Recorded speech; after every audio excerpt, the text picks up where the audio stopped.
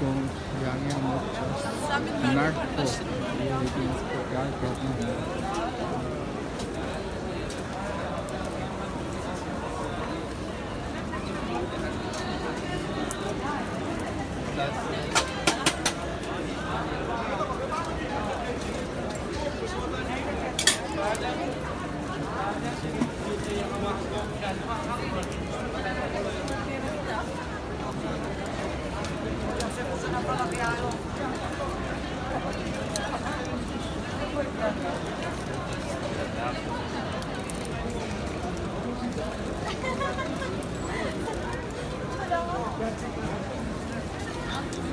Para mı alıyorsun ya? Geçen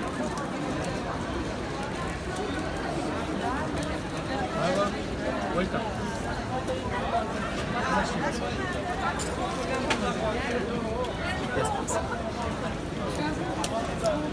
No problem.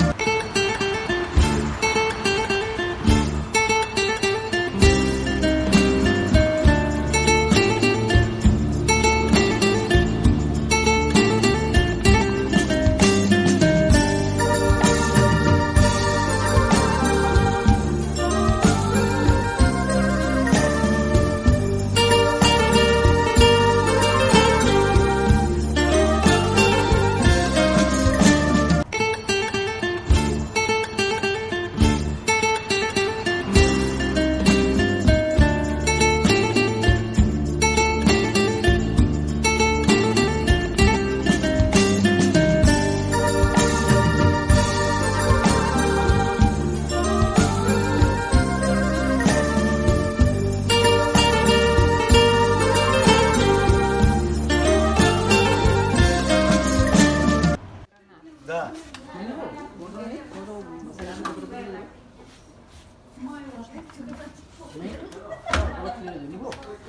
Я вам посоветую, смотри, такие чай нигде не найдете. Что? везти мне далеко. Что везти? Пачка. Что везти? Вот интересно. Петрокамский, Камчатки женщина купила у нас 3 пачки такие. У меня авиакомпания, где можно ехать только с одним рюкзаком.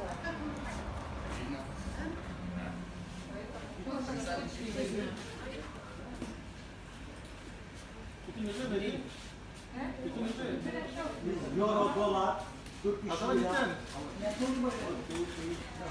Dolar, euro, lira. No, this euro. Euro 25 euro. This. This orijinal çay. This kilo 250 dolar. This orijinal çay. Astım, bronşit, water, migren. This orijinal çay. No problem. Migraine? This one or This migren. this? This orijinal.